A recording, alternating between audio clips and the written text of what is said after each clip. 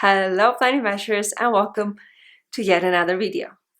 I personally don't really set up my bullet journal in December because December and January are very difficult months. I am pretty busy with everything and I just can't find it in myself to spend much time on setting up my bullet journals. So I am doing my yearly setups in June, which is my birthday month, so it kind of makes sense. But I did want to show you how to set up a bullet journal in case you guys are new to the system and just want to give it a try. So today we are doing that, and this is going to be a pretty basic setup. Most of the pages are must-have basic pages, which should be in every bullet journal. So let's get to it, and I will tell you more details on each spread as we go.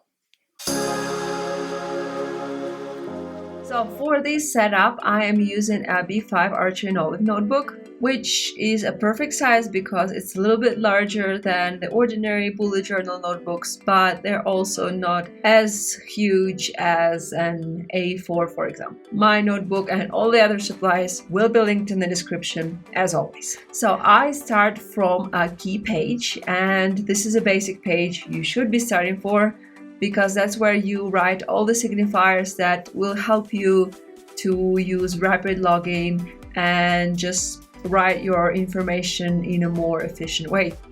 I really prefer to have a key on the left side because especially if you're beginning, you're gonna look back at it pretty often and it's just more convenient if you have it on that side.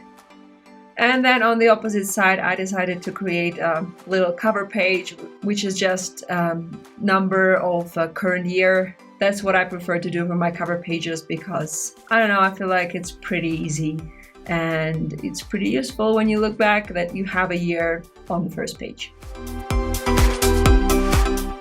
I did make a little mistake here because after key there's supposed to be an index page, but I went and created a future log just in case.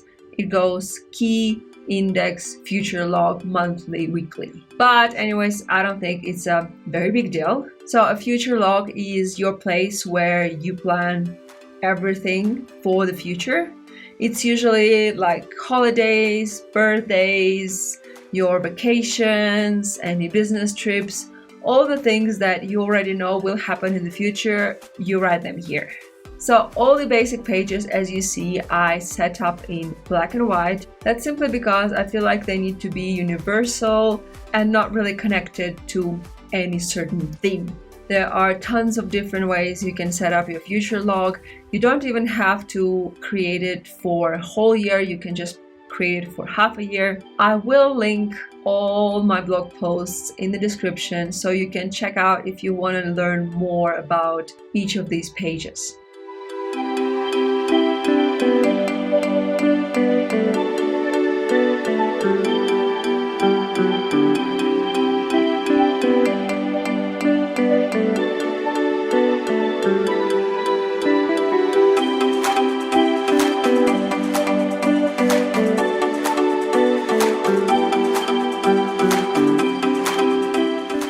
Now we are setting up an index page, and usually I would recommend you to have maybe 3 to 4 pages for your index.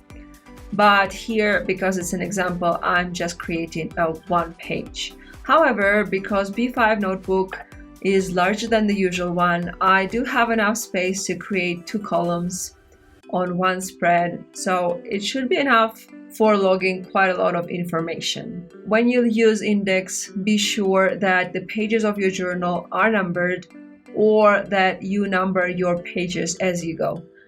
Usually in my previous journals, all my pages were numbered, so I kind of forgot that I should be doing it here. But yeah, Archer and Olive doesn't have numbered pages, so if yours doesn't either, make sure that you add number to your pages.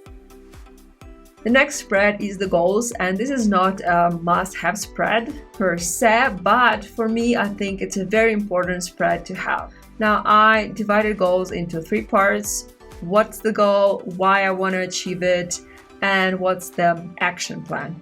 At the bottom, I also added 4 different categories for my goals, and this will be color coded. So every time I write the goal, I will write a color there, and that way I will be able to see which area is this goal covering. This kind of helps make your goals better organized and easier to understand from the first look.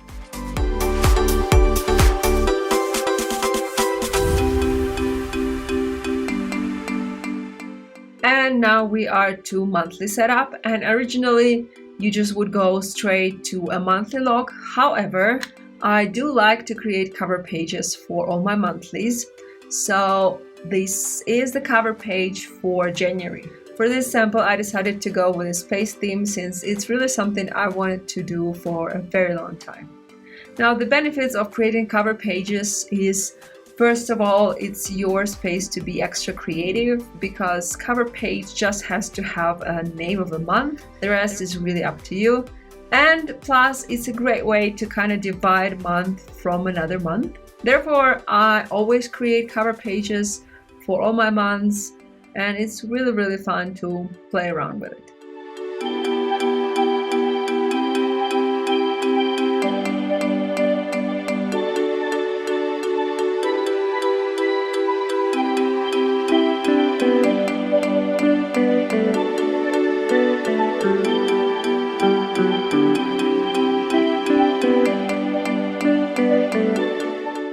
Now we are finally on to a monthly log, and again there are a lot of ways you can set up your monthly logs.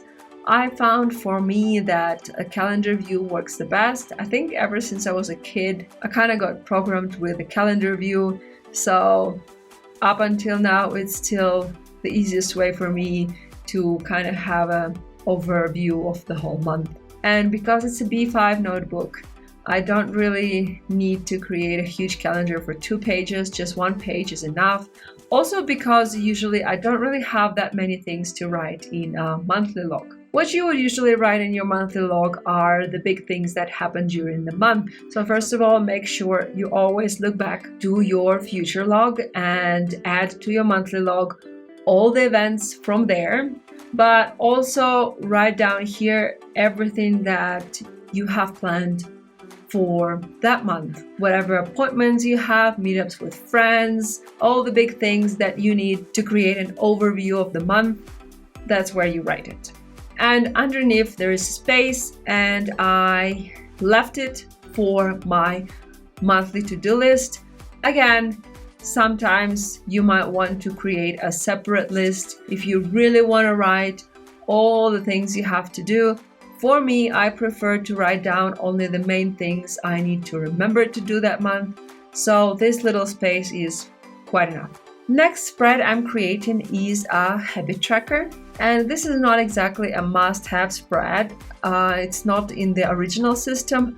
However, it's a very, very powerful instrument for personal development, for improving yourself, for creating new habits, and that's really something I have in my journal every month. I would say definitely give it a try. I am preparing another video with different ways to set up your habit tracker, and I will link it here once it's on. But here I went for a vertical format, and all my habits are signified with different icons. You can use the space on the right where I doodled all the spacey doodles, and instead write key for your habits, where you explain what icon stands for what kind of habit. And when you complete the habit during the day, you just color square in your habit tracker which stands for that habit on that day.